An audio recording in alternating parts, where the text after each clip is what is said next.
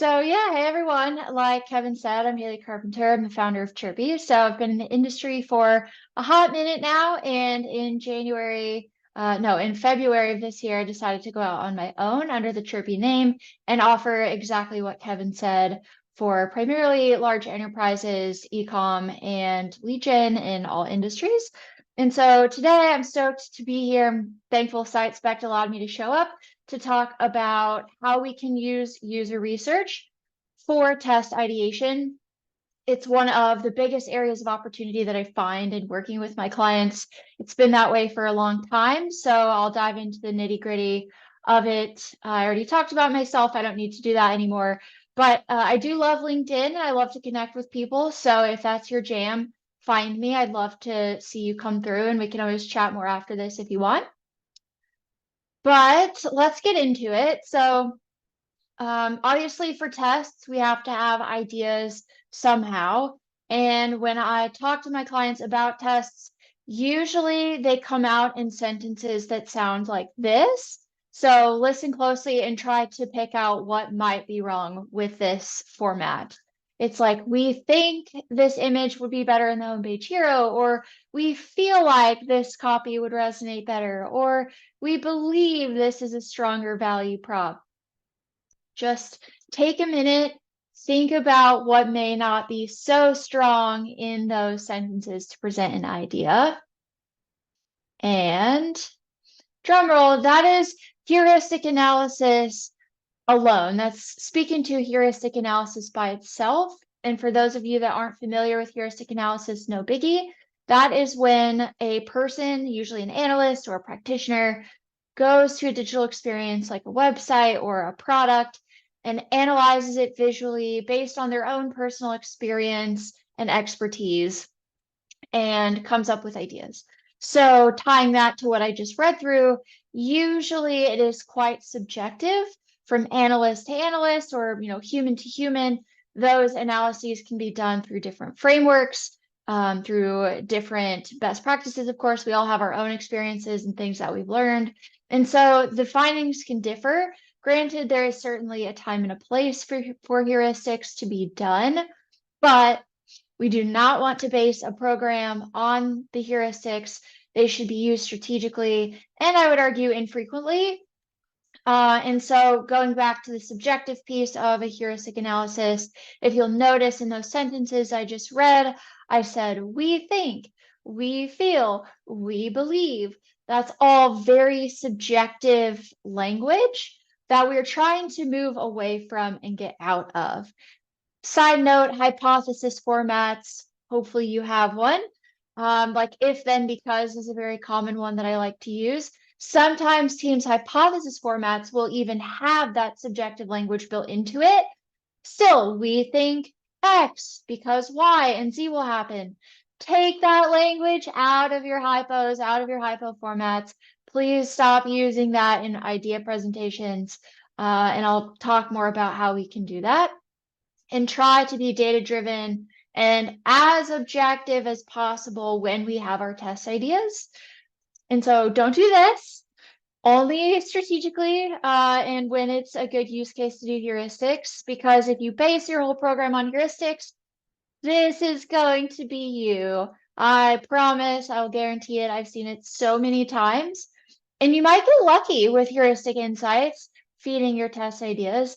Maybe you get lucky for 6 months. Maybe you get really lucky and you can fly on those for a year, or a majority of test ideas from heuristics for a while. But eventually it's going to catch up with you. I promise. I see it every time. And we don't want you to fall flat on your face. So one more note about this. You may have heard the term spaghetti testing. And you're like, Haley, why are you talking about pasta right now? That's so weird. But here's the analogy. So people say spaghetti testing all the time. You run your program on spaghetti testing, you're doing spaghetti testing. Here's what that means. So if you've ever made spaghetti, which I assume most of you have, you put your noodles in a pot. And when you want to see if your noodles are done, you pick a noodle out of the pot, you fling it at the wall, and you hope that it sticks. I did this all the time as a kid. It was so much fun. It's still fun now. But the analogy is that think of your noodle pot as your ideas, and every single noodle is an idea. And when you're doing just heuristics and spaghetti testing, not with a lot of data or any data really at all, what you're doing is every time you run a test, you are picking an idea noodle out of that pot, flinging that up at the wall, and you are hoping that it wins. You're hoping it sticks. And like I said, maybe you get lucky, but eventually you're going to stop being so lucky and you're going to see win rates go down. You're going to have trouble reaching statistical significance. You're honestly, even at any point of doing this, you're probably not the most confident in these ideas, which we definitely want to be as confident as we can be before we even launch it. And so using data and user research in a number of ways, which I'll allude to or talk about here in a second, is going to help resolve a lot of these very common issues that I just mentioned. And I get complaints about these all the time. And they're like, Haley, here's what we're seeing, and we don't know how to fix it, and we don't know why it's not working. This will absolutely help. So with all of that set up, because I feel like I am just someone who prefaces everything so much, here is a visual to demonstrate what a CRO program looks like. There's a lot here, and I did not come up with this. I have the source link here, but I've used it, and I know a lot of people that use this or some form of it where it's an infinity loop. You have your ideation, your hypothesis creation, prioritization, road mapping, design, measurement, so on and so forth on the right. You're validating things. Those are your tests. And a very common problem is that the entire left side of this infinity loop is left out or left out to a large extent. And you can't have an infinity loop at all unless you have two sides, right? Otherwise, you just have a circle, and the infinity loop is important. So on the left, we have what's speaking to research. And so as you'll see, research feeds into testing, testing feeds into research. The intersection of that is where we get the growth and the insights that we want. And really, anytime that we're talking about testing, there should be an equal simultaneous conversation about research, always. And like I said, that left bucket is always, not always, but very frequently left out or just not big enough. So we are trying to help that here today.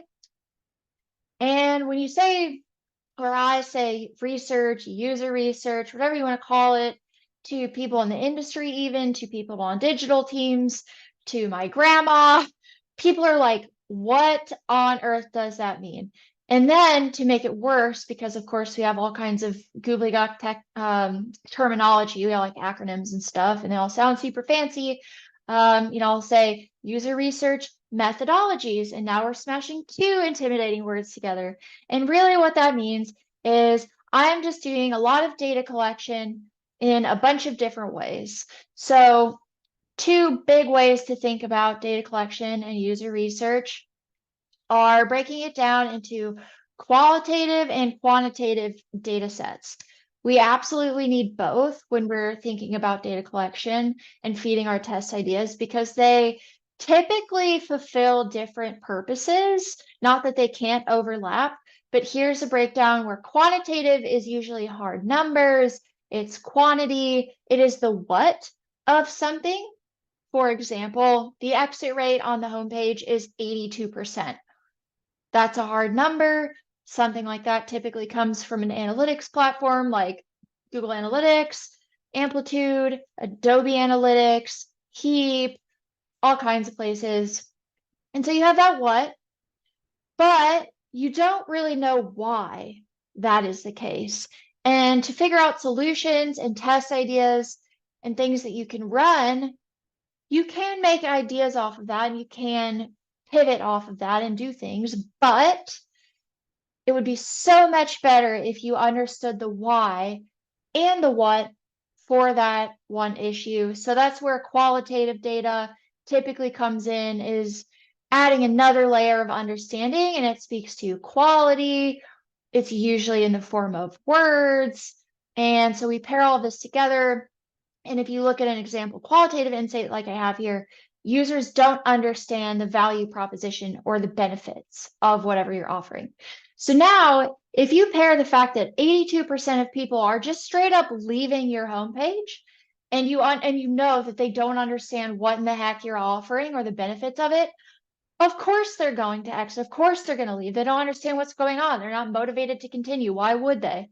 Among possibly other reasons. So now you have even more information to make decisions off of in your designs and your test ideas. So the more that we can do this, the better, right? So we have quantitative and qualitative data, one way to break it down. And you'll see that in this chart here. I love this chart because we have what I just talked about. But also another way to bucket or think about research is behavioral versus attitudinal. That's quite a mouthful. Or perceptive data is another thing to call attitudinal data. But we want to see how users behave and how they think or perceive things. And so that's one axis, and then that qualitative and quant data is the other axis.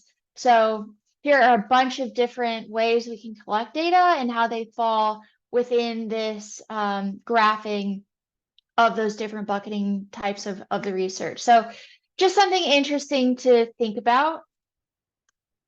And something that I've done in the past is when I'm talking to my clients about research, how to go about it, I'm a huge visual person, as I think a lot of people are. And so historically, I've had some kind of research framework visualization to help explain this, a little bit like the infinity loop, but specific to research and specific to the different ways that we can go about the research. And that would cover quantitative, qualitative, behavioral, and attitudinal. All of this is kind of in here.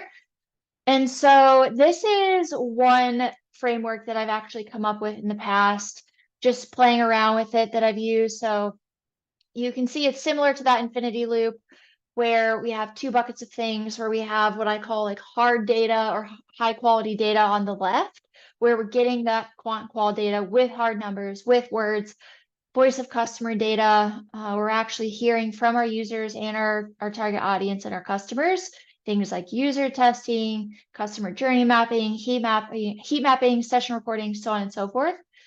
And then there is also what I like to call low quality data or less precise data, which is on the right, which is things like competitor analysis, best practices, blogs, webinars, academic literature, heuristics, which we talked about.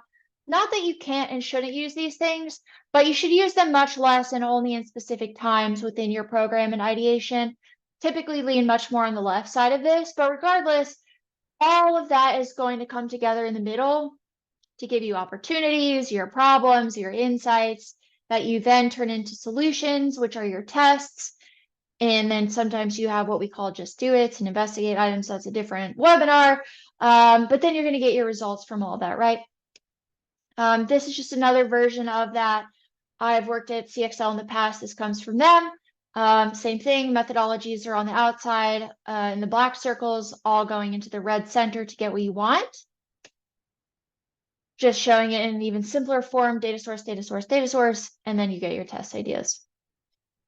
And I do want to cover one last point on this, but now that I think about it, I think it's actually at the end. It's related to prioritization, a little nugget, so stick around. But I'm not going to cover all of these data sources or methodologies or options in depth as far as how to do user testing, how to do analytics analysis, how to do heat mapping. That's like so much training and other content. But the good news is that nowadays, if you want to go learn how to do one of those, so much amazing content, whether it be free, paid courses, whatever is out there.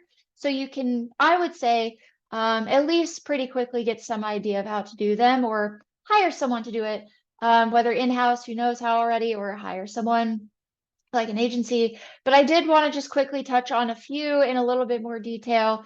So for example, here's like an Adobe Analytics screenshot. Don't worry, this is not actual client data. I just pulled it from the internet, but where you're getting those hard numbers, right? And you have your test results in here typically, or you can pull them in there. So here's a bunch of common tools these days. And I don't want to say that you can get analytics data only from typical analytics tools. Now tools like Content Square, Full Story, things where we can get more qualitative type of data, or other types of quantitative data, like heat maps, you get some quantitative data. So it can live everywhere. So here are a couple of examples. User testing, really common forms would be like moderated and unmoderated user testing. I've done a ton of unmoderated user testing where you have a list of tasks, you send them through an experience, through a particular flow or funnel, you ask them to complete those tasks. The testers fall within your target audience, so it's someone who would actually use what you're offering. And you can usually either order testers through a platform who have a bunch of people they can pull from, or you can bring your own testers, send them through that list of tasks, see how they're behaving. This is more about behavioral data, less about perceptive data. Find friction points. Usually you can see them on video, so you can see their facial expressions. They are voicing over what they're doing, so you can listen and hear their tone. So it's a little bit more like you are literally sitting in front of someone and seeing all of those different factors as they interact with your experience, and really better understand their behavior. So some common tools to do this would be like usertesting.com, Trimata, Optimal Workshop, all kinds of them out there that are amazing. If you are not doing user testing, I would say it like this. I would say is one of the most beneficial things that you can do that I don't see enough teams doing. I would say it is one of the more laborious efforts, but completely worth it. You typically only do 5 to 10 tests per a given like lane that you're trying to focus on. Otherwise, you hit diminishing returns, and I see that every time. So you don't have to order a ton, but it is absolutely worth trying out or doing more of, I think, most of the time. Heat mapping is also one of my favorites. Everyone always loves these because they look super cool. They're fun. They're really colorful. They're very engaging because of that. So people get more interested. But these also show behavioral data. So they show like where people click, for example, or don't click, how far they're scrolling, where the average fold is, all kinds of things. Content Square is a really big tool for this. Full story. Clarity, Microsoft Clarity is a big tool that's hit the scene in the past couple of years. That's free, that's becoming really popular. Hotjar is another one that's been on the scene for a long time, but super fun one. I would say pretty low barrier to entry to be able to use. Session recordings are often found in the same tool that heat maps are. So I have the same ones listed here, but this one you can see how people organically interact with your experience. And it is a little bit creepy, I'll give you that. They don't know that you're watching them interact with the website or the experience. So like I'll tell my grandma this or my dad, and like, look at this cool stuff. Like, did you have any idea I could do this?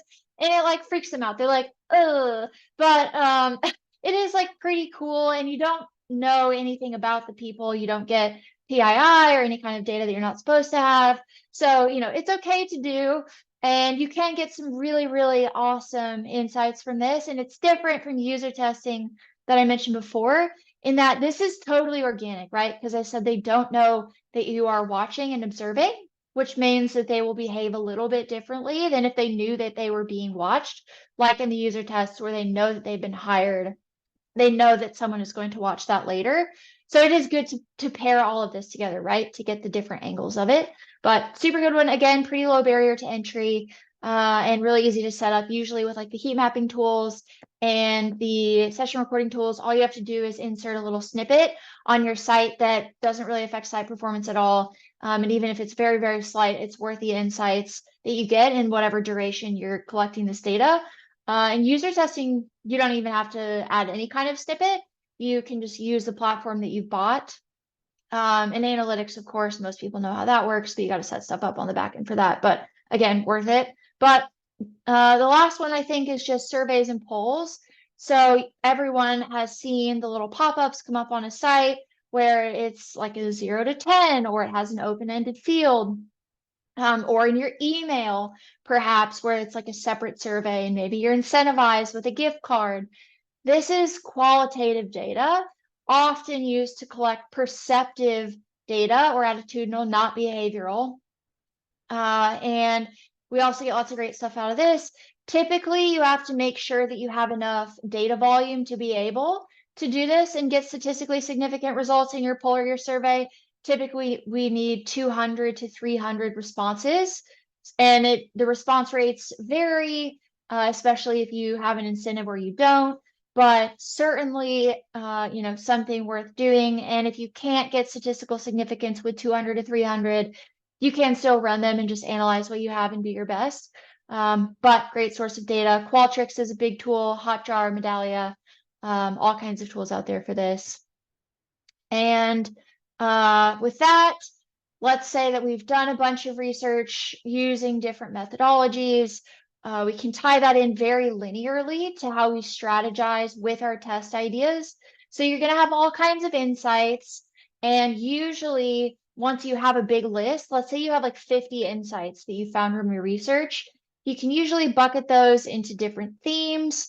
And this conversation usually starts back a step with a goal tree map. So you have your goal tree metric. Maybe you're aiming for transactions, or maybe you're aiming for lead form submissions. You have that you're trying to work toward. You have all these research insights. You bucket them typically into some themes that you can break down.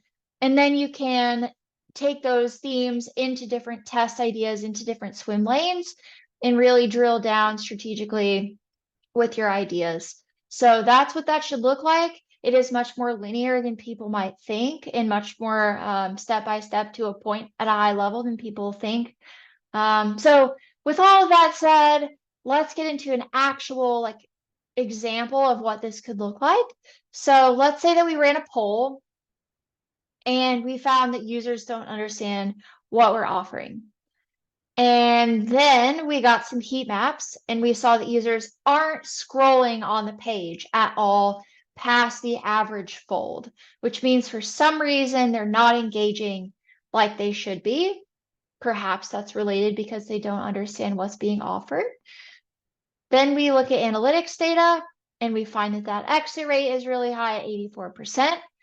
Maybe that's related to the lack of engagement, maybe because they don't understand what's being offered. You getting the vibe here? You see where I'm going? And then we run a survey where users are also having a hard time finding your services information. So not only do they not understand what's being offered, they're having a hard time finding more information or other information elsewhere. So you're really just kind of leaving them hanging. And let's assume they come in on the homepage and they're like, well, I tried to understand what's going on here and I tried to find more information, be resourceful, but I kind of fell down on both of those efforts. Of course, they're going to leave. Of course, they're not going to scroll down. Why would they? You probably wouldn't either if you didn't work for the company. But here, see how we can and should run different types of research data collection methodologies so that we can combine all of these different types of insights.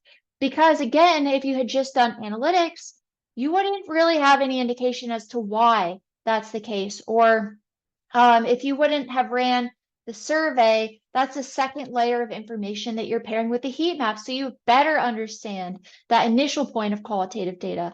So the more that you do, essentially, the better. And what I tell my clients is, if you're not doing anything and all you have is heuristics and analytics, that's table stakes these days. So if you're like, Haley, I'm doing research because we have analytics and heuristics, wrong answer. To me, that means you're not doing any research at all. You have to go above and beyond that in today's world to be like, oh, we're doing research. So you have to be doing heat maps, session recordings, you're just something. And if you look at this, it can be overwhelming. You're like, Haley, I don't have resources or time or money to do all of this. You are crazy. What I say is start with one above heuristics and analytics. Anything above that, one is great. And if you're doing even one, that puts you ahead of a lot of companies. I guarantee it. So start there, see what happens, and then you can always build, right, over time. Like this can be a little bit of a longer term effort for you to always have something going. But if you have the resources to do a bunch at a time, go for it. That's amazing. I love that too. But here's this. And then how this would translate into some test ideas could be on the homepage in the hero. Try new H1, H2. Give them more information about your value prop and your offering. Reduce the section height. Perhaps there's a false bottom with your hero and they don't know to scroll. You're not triggering that subconsciously. So shorten it up, tighten it up, show the section below more perhaps and get their interest. Maybe get the section below's headline above the average fold.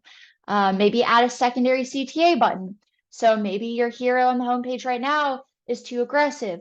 Like maybe you're going after a lead form first, but that's too much. That's too much of a commitment for where they might be at when they're landing on your homepage. So offer them another option. Or we found here that they can't find your services information. So maybe change the H1, H2, tighten up the section height, and add a secondary CTA that says see our services. Now you're directing them straight to it. You're possibly solving that problem, all kinds of things. But these test ideas were not from, we feel that new H1, H2 will be better. We believe we need to tighten up the section height. No, these are all now backed by data that you can be much more confident in and tie them to something that was straight from your users' perceptions and behaviors, not from your team's brain, because most likely you are not your target audience. You're not buying what you're selling. And even if you were, I guarantee that you're too close to it and too in the weeds to match all of this. And you should not be the source or the primary source of all of your test insights and your ideas. So with that said, here's the nugget that I said I was going to touch on later. And I keep saying the word confidence in your ideas, right? So this should also tie into your prioritization. And this is a framework that I really like. There's PI, ICE, PIL, all kinds of prioritization frameworks out there. This is like an expanded ICE framework in that you still have impact, confidence, and effort as metrics that you're looking at to prioritize your ideas. Obviously, we want all of those to be high, and the higher that each of those are, the higher your idea will rank. But confidence in a typical ICE framework can be all of them are actually very subjective metrics, because you're like, well, what does impact mean on a scale from 0 to 10? What does confidence mean? What does effort mean? If you have 10 people score ideas on your team, you can get 10 different outputs because you're like, you don't have answers to those questions. You're not defining what impact, confidence, and effort mean. So that's like not helpful, right? It's kind of defeating the point. Here, if you have this expanded version, confidence, you actually break out into, did this come from user testing? Did this come from heat maps and session recordings? Did this come from analytics? However you want to break out those methodologies, this is just like the default template in the way that it's broken out, but have them all in separate columns. And then the idea is that the more times that you can back up an idea in different methodologies, you get tallies for that. And within this, the more tallies you have, the better, because your final score will be higher. That means your test ranks higher and the stronger the idea is. So essentially with the idea, the more times we can back it up, the better. And this does speak to the number of research methodologies you're doing, because if you're only doing analytics and let's say user testing, you're only giving yourself 2 columns here to make an impact under that confidence metric. Whereas if you're doing 4, 5, 6 methodologies, now you've expanded that confidence section and you have many more opportunities to back something up. The higher it will score, the more confident you can be. So the more research, the better. But tie this into your prioritization framework. And if you're interested in this topic and you're more of a written format type of person and you like reading, or you want to share it out with your team, I did also write a blog article recently on all of this for SiteSpect. So feel free to go check that out. A link is here. And that's all I have. So I guess we can open up for Q&A now if anybody has anything. Thank you, Haley. That was great. One question that we had was around the prioritization, and that is that let me read it here. I love the template. It looks great. I'm curious if you have any feedback on whether or not the goal should be part of prioritization, meaning that if a test is going to raise revenue, should that weigh in on any part of prioritization or anything like that? Oh, that's a good question. I love this topic so much. It is a giant can of worms that could be a whole other webinar. So this is a very divisive topic, actually. And there are different schools of thought on primary metrics versus secondary metrics. Of course, this very much differs if you're on marketing side or if you're on the product side. I would say I love this idea. I have not seen this baked in before, but I am totally stealing this idea moving forward. I think you could absolutely put it under the impact section of the prioritization framework. The hang up is you just have to decide as a team what you are agreeing as is most important for a primary metric and what your primary metrics will be for your tests. And by that, for example, there's the school of thought that the lower funnel metrics, this is more on the marketing side where this discrepancy happens, not as much on product, but there's a school of thought where down funnel metrics like transactions, lead forms, revenue, all of those ones that we primarily care about should be the primary metric. That's where I stand. That's the side I sit on and will die on that hill all day, every day. I'm not changing my mind. I push my clients to be on this side of the party. But in that case, like absolutely, if that's your school of thought for tests that go after those metrics, those should rank higher, in my opinion. There's the other school of thought where people think it should be the action closest to whatever you're changing, or some higher level, what I call vanity bullshit metrics, where, in my opinion, click-throughs, page views, video views, funnel entry, stuff like that. Not that we don't want to track it. It should be secondary, though, in my opinion, to those down funnel bottom line metrics. But some people argue they should be primary. I think that is a horribly wrong decision. It sets you up for failure immediately. So in my opinion, related to the framework, those should get prioritized lower if your team actually did set up some tests with that as a primary metric. But to be honest with you, like in an ideal state, we would never have those as primary metrics on the marketing side. So in which case the column in the prioritization framework would kind of become null because they would all rank the same if we're using the down funnel metrics for every test. But it could be a helpful column, absolutely, for teams that are split or run both types, if that makes sense. Does that help? It does, thank you. Okay, good question. Another question is, when another team member suggests an idea that should be tested, any thoughts around how you might be able to kind of like push them back?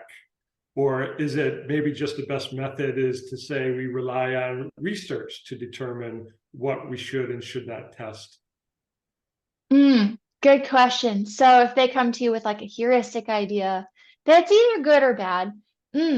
So the good news, when you implement these structures, these systems, these frameworks, specifically when you have this prioritization framework, if it is expanded in some kind of fashion, like I showed, expanded enough to include these columns of the research, you can absolutely and should push back. Pushback is maybe a strong word, but talk to them and explain why you're not moving on their idea right now, or why you're taking it to do more research. Not that you maybe hate their idea or it's a hard no, or you're never going to do it. But the good news is with these frameworks is that you score it. In theory, these ideas will fall lower, so you would not move on them immediately. And when you talk to them, it's not you being a jerk and just pushing back and saying, no, I don't like your idea, in which case that also seems subjective and gives you not really much ground to stand on, right? And then they're just mad at you. This is objective. You have scored it. You've put it through a process. Arguably, it's quantitative. And you can just show them, like, look, like, here's where it's at. This is our system. We've put it through the system. This is where all of our ideas go. But we're going to take that and here's what we're going to do with it, though, as well, like in the meantime. And then you can kind of go into that research explanation as well. And I find that that's like a much more diffusing type of conversation, but just makes sense as well. Is better for everyone, better for the program, which you could talk about as well. Yeah, it usually becomes like a non-issue, but you are pushing back in a sense, if that helps. Yep, great, thank you. And one other one is going back to prioritization. Is there any particular weight that you should give qualitative versus quantitative Mm, research data, or should they be equally weighed? good question. So there's not any type of proportion, I would say, to aim for. It's more about what types of questions are you trying to answer? What specifically are you trying to learn? And that will guide you on what you need to do. So, that will guide you on both of those breakdowns of like, usually, okay, do I need behavioral data or do I need attitudinal data? Does that translate then to needing quantitative or qualitative data or both? I would say that probably most of the time you can just assume you need both types of data because they usually relate, and the more the better. But if it is a resource issue and you can't do all the things, I would say go back to specifically like what is the priority, what questions are you trying to answer, and what are you trying to learn? And you actually, in some cases, should write that down and do it as like an exercise and then use that to guide your plan. Great, thank you very much. Yeah.